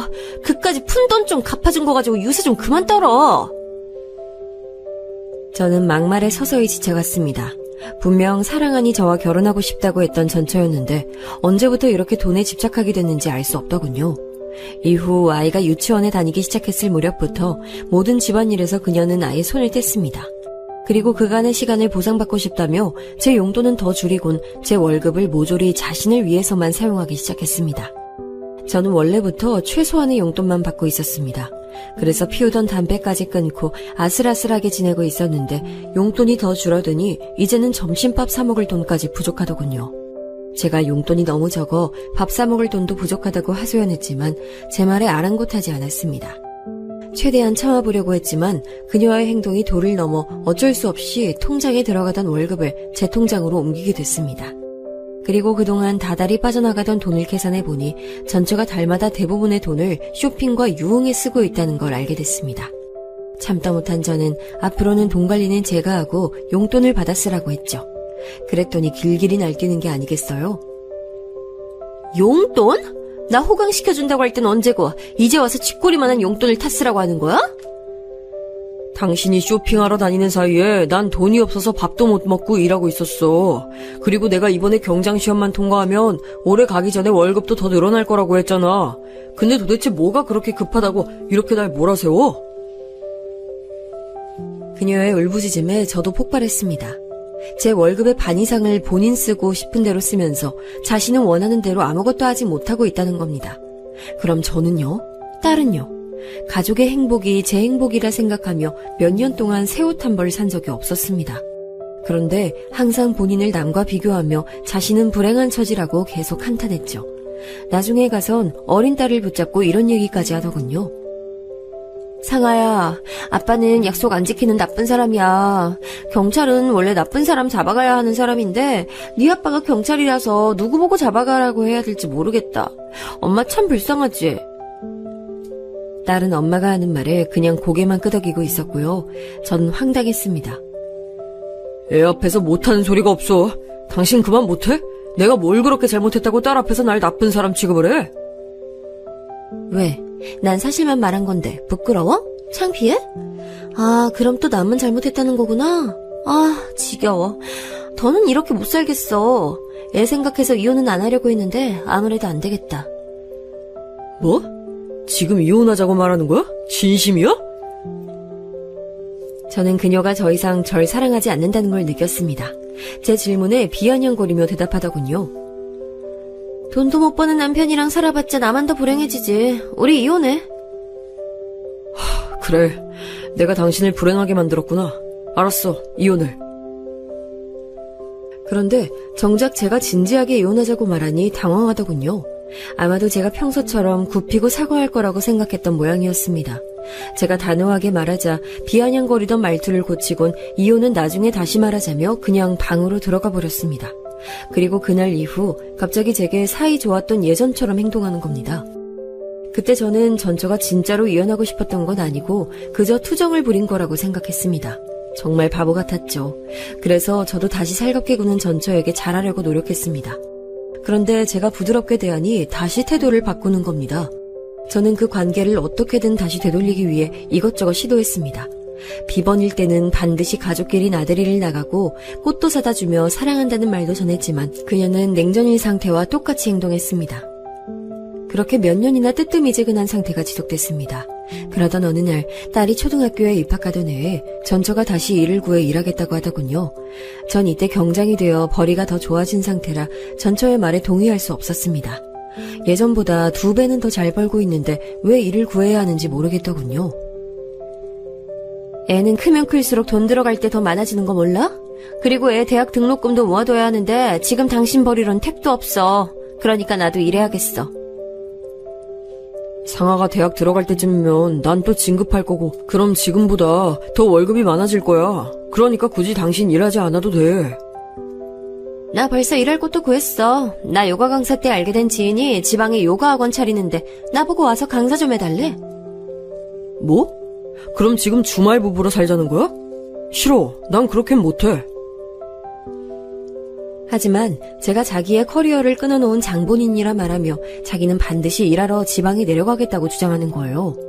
전처가 요가 강사 일을 그만두게 된 건 학원이 잘 안 돼서 그런 건데도 말이죠. 전 모든 것을 제 탓으로 말하는 그녀를 설득할 수 없었습니다. 그래서 어쩔 수 없이 주말 부부로 사는 것에 동의했죠. 다음날 바로 짐을 싸고 지방으로 내려갔습니다. 딸아이에겐 돈을 벌러 가는 거라 주말에만 볼 수 있다 말하고요. 딸은 당연히 엄마랑 헤어지는 걸 싫어했습니다만 얌전한 아이라 크게 울진 않았습니다. 하지만 초등학교에서 돌아왔는데도 엄마가 보이지 않자 한밤중까지 엉엉 울더군요. 그날은 밤새도록 딸을 계속 달래던 기억이 나요. 전처는 주말이 되자 다시 집으로 올라왔습니다. 이제 일한 지 일주일밖에 안 됐는데 어디서 돈이 난 건지 새 옷을 사입고 딸아이 장난감을 한가득 사왔더군요. 저는 전처가 집에 있을 때보다 바깥 활동을 하며 더 활기차고 기운이 넘치는 걸 보곤 차라리 잘 됐다고 생각했습니다. 아이는 주말에 보고 싶던 엄마를 만나자 엄청 즐거워하더군요. 그리고 일요일에 전처가 다시 지방으로 내려가겠다고 하자 울고불고 떼를 썼고요. 하지만 딸이 울어도 웃으면서 다음 주말에 만나자고 말하고 지방으로 내려가 버렸습니다. 그동안 저와는 말 한마디 하지 않았죠. 그래도 저는 그녀가 일하는 동안 아이가 보고 싶을까봐 중간중간 사진을 찍어서 보내고 힘내라고 응원도 했습니다. 어찌됐든 아이를 위해서 일한다고 했으니까요. 하지만 한 달 정도 꼬박꼬박 주말마다 집에 오더니 그 다음 달부터는 점점 집에 오지 않았습니다. 아이는 주말마다 엄마가 오기만을 손꼽아 기다렸는데 집에 오질 않자 많이 울었습니다. 아이가 전처에게 전화해 언제 오냐 물어도 많이 바빠서 올라가질 못한다고만 했습니다. 저는 온종일 집에 있을 순 없어서 때때로 부모님께 딸을 맡기고 출근했습니다. 그때마다 부모님께서 제가 말해주시길 딸아이가 매번 부모님께 엄마는 언제쯤 집에 돌아오냐고 물었다더군요. 물론 그때마다 부모님께서는 엄마는 주말에 올 거라고 아이에게 말해줬답니다. 하지만 전처는 딸아이와의 약속을 거의 매번 어겼습니다. 그렇게 1년을 보내니 딸이 엄마와의 만남을 아예 포기한 듯 했습니다. 그리곤 제게 이렇게 묻는 겁니다. 아빠, 엄마가 집에 안 오는 건 아빠 때문이야? 엄마가 아빠는 돈을 많이 못 벌어서 나가서 돈을 벌어오고 싶대. 왜? 아빠는 왜 돈을 많이 못 벌어? 아빠는 상아가 갖고 싶은 거 먹고 싶은 거 다 사줄 수 있을 만큼 돈 버는데 엄마는 갖고 싶은 게 엄청 많아서 돈을 더 벌어야 된대. 엄마가 갖고 싶은 게 뭔데? 나 다른 거 사달라고 안 할 테니까 아빠가 엄마 갖고 싶은 거 사주고 엄마 보고 집으로 오라고 하면 안 돼? 딸의 말에 저는 눈물이 나더군요. 얼마나 보고 싶으면 자기 갖고 싶은 거 안 사줘도 된다며 엄마를 찾을까요? 저는 딸이 이런 말을 한 것을 알렸지만 전처는 제가 보낸 메시지엔 답장도 하지 않았습니다. 딸은 엄마가 매번 약속을 어기니 전처에게 온 전화를 받곤 이렇게 말하더군요. 엄마, 아빠 욕하지 마. 엄마는 주말에 온다고 나랑 약속했으면서 계속 안 왔잖아. 엄마도 약속 어겼으니까 아빠만 나쁜 사람 아니고 엄마도 나쁜 사람이야. 아무래도 전처는 딸과 전화할 때마다 제 욕을 했던 모양입니다. 아마 제 탓을 하며 집으로 돌아오지 못한다고 했겠죠. 그런데 딸이 초등학교 2학년쯤 되니 자기 주장이 강해지고 할 말도 잘해서 제 엄마를 나무라더군요. 저는 자기 하고 싶은 말을 잘하는 딸이 기특하면서도 심란했습니다. 전처도 딸의 전화에 많이 찔렸는지 그 후부터는 비싼 장난감을 보내기 시작했죠. 비싼 장난감을 보내는 걸 보고 어처구니가 없었습니다. 그걸 보낼 시간에 차라리 집으로 올라와 딸아이와 놀아주면 훨씬 좋아했을 텐데. 전처는 그런 건 전혀 생각하지 못한 것 같았습니다. 딸은 엄마가 보내온 장난감 포장도 뜯지 않고 구석에 처박아 두기만 했죠. 그 모습을 보고 속이 너무 상해 전화를 걸었습니다. 아무리 내가 보기 싫어도 상아는 보러 올라와야지. 1년 넘게 집에 안 오는 게 말이 돼? 일이 바빠서 못 올라가는 건데 나보고 어떻게 하라고. 내가 이렇게 일하는 게 싫었으면 당신이 진작에 경찰 일 그만두고 잘 다니던 대기업 다시 들어가면 됐던 거 아니야? 또 내 핑계 대는구나. 어차피 회사도 승진하기까지 몇 년 걸려. 게다가 해고당할 위험도 있어. 그런데 넌 내가 확실히 보장되는 경찰을 그만두고 회사를 다녔어야 했다는 거야? 나 지금 경장이야. 몇 년 지나면 또 시험 봐서 진급할 수 있다고. 너 나 사랑해서 결혼하고 싶다고 했으면서 지금까지 계속 돈 얘기만 했지? 결국 넌 본인을 위해서 돈 버는 거면서 양심이 있다면 적어도 딸 핑계는 대지 말았어야지. 내가 지금 애 핑계 댄다고? 난 이 모든 상황의 원인이 다 당신한테 있다고 말하는 거야. 더 얘기하고 싶지도 않아. 끊어. 그렇게 말하곤 바로 전화를 끊었습니다. 그나마 딸한테 보내던 장난감도 그 전화 이후론 아예 보내지도 않더군요. 딸아이의 메시지에도 제 메시지에도 전처는 답이 없었습니다. 아예 연락을 끊어버린 태도에 저는 심상치 않음을 느꼈습니다. 저는 고민 끝에 평소 그녀가 사용하던 SNS 계정을 찾아보게 됐습니다.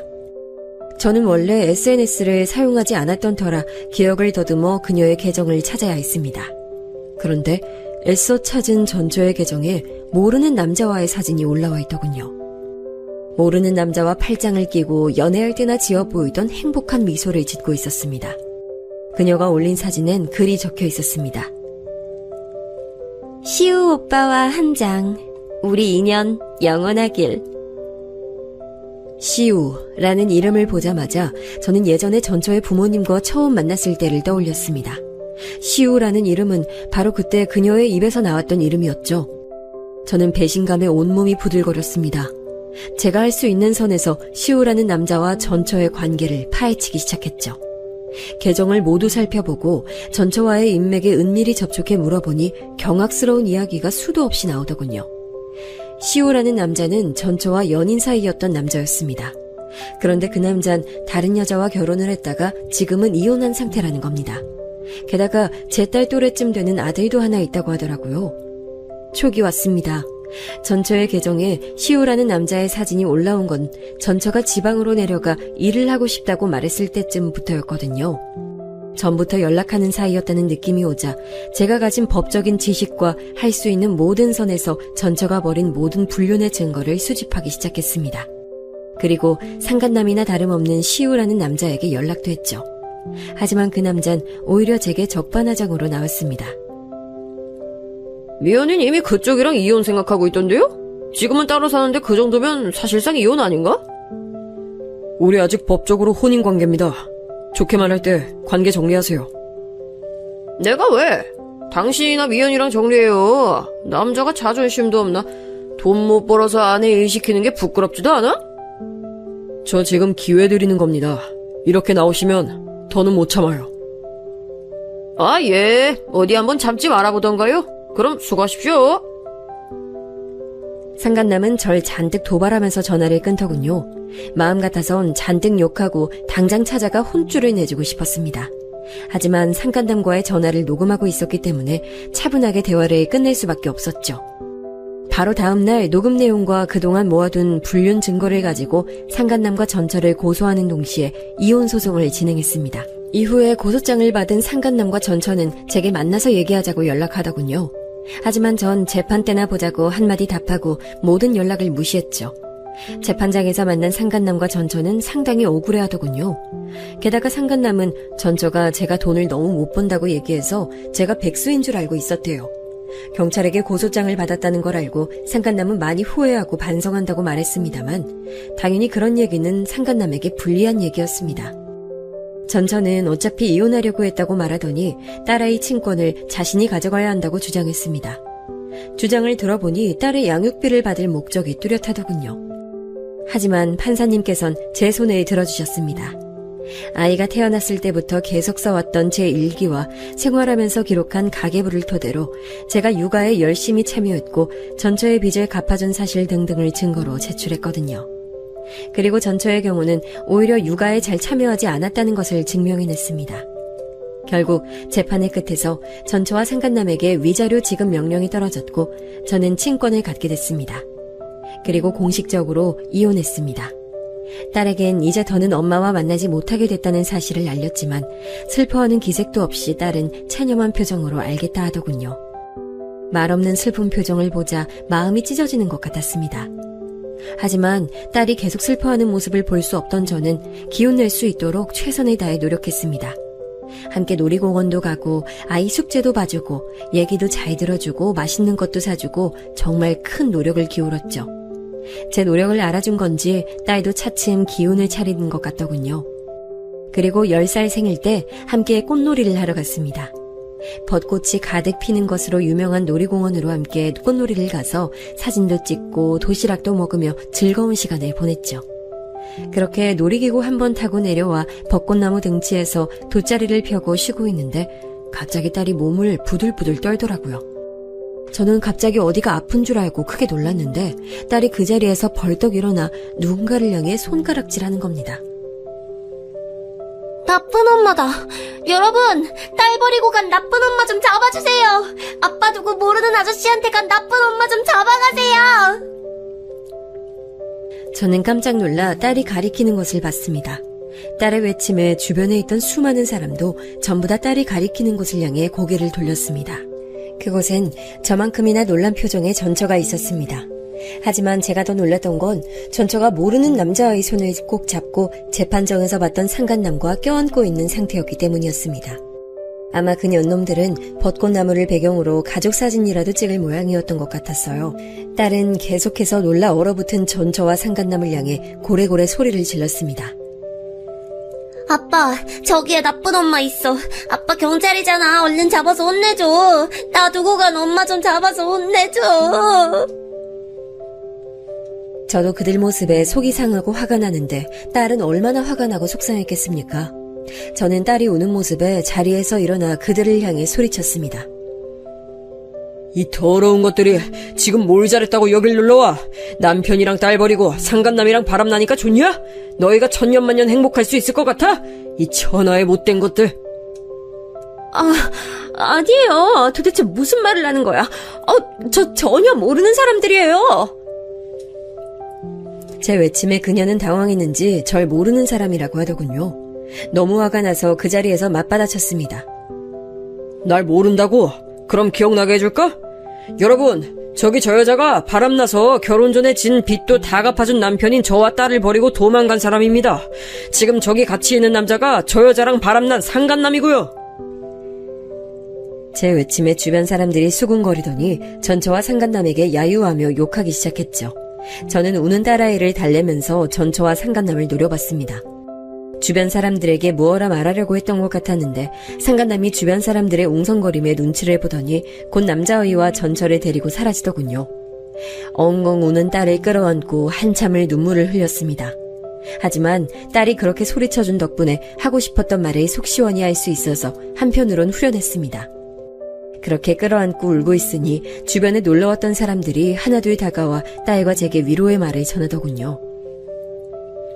아저씨, 힘내세요. 아저씨 말대로 바람 펴서 만난 사람들은 바람 피워서 또 헤어지더라고요. 맞아요, 맞아. 잘못한 건 바람 핀 쪽이지 아저씨 잘못한 거 하나도 없잖아. 우린 주변 사람들의 위로에 조금씩 기운을 되찾았습니다. 잘못한 건 바람 피운 전처와 상간남이 맞으니까요. 거기서 계속 울고 있을 수는 없었습니다. 저는 주변 사람들에게 감사 인사를 하고 집으로 돌아왔죠. 딸은 놀이공원에서 엄마를 본 일이 충격이었는지 며칠 동안 고열을 앓았어요. 하지만 며칠 뒤엔 씻은 듯이 건강해져서 자리에서 일어났습니다. 마음속에 있던 응어리를 푼 덕인지 전보다 더 활기차게 성격이 바뀌더라고요. 저 또한 마음속에 있던 응어리를 푼 것 같은 후련한 기분에 더 이상 전처 생각을 안 하게 됐습니다. 이혼 후에 저는 한동안 그녀가 바람 피운 게 제 잘못이라고 생각했습니다. 근데 꽃놀이 이후 그런 죄책감과 자기 비하가 싹 사라졌습니다. 그날을 기점으로 제 안에서 무거운 응어리로 남아있던 그녀와의 관계를 제대로 끝낸 기분이 들었습니다. 꽃놀이 이후 전처에게 딱 한 번 연락이 왔었습니다만 저는 바로 전처의 번호를 차단해버렸습니다. 그 후로 전처와는 쭉 연락이 끊긴 상태입니다.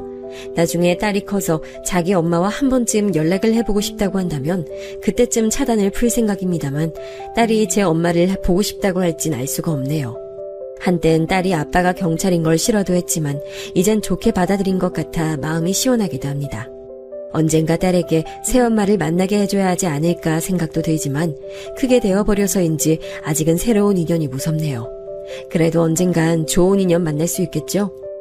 저처럼 가족에게 배신당한 분이 계신다면 위로의 말씀 드리고 싶네요. 잘못한 건 이 이야기를 듣고 계신 당신이 아니라 배신한 가족이란 것을 언제나 명심하시길 바랍니다. 그럼 이야기 들어주신 여러분 고맙습니다. 복 많이 받으세요.